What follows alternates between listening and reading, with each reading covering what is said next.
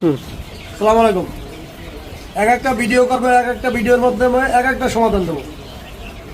আগের ভিডিওতে একবার যে মুরগির সমস্যা সমাধান দিছি।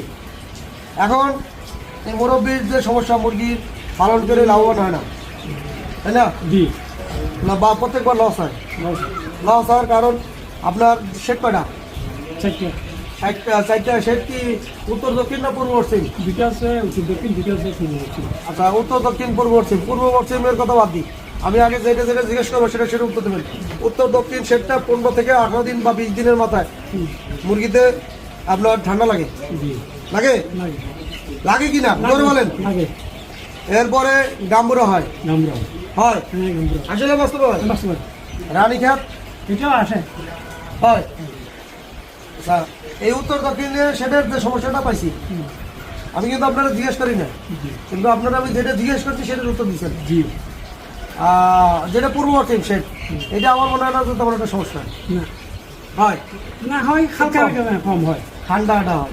মুরগি যদি বেশি উঠান সেই ক্ষেত্রে হয়।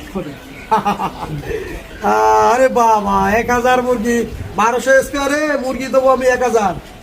অমুক ভাই আমার পাশের বাড়ির, সে 1000 মুরগি দিছে, আমার তো 2000 স্কোয়ার। তাহলে আমি কি করব? আমি 2000 স্কোয়ারে মুরগি দেবো 2200 বা 2000। সে লাভ করছে 1 লাখ টাকা। মুরগির বাজার ভালো, লাভ করছে 1 লাখ।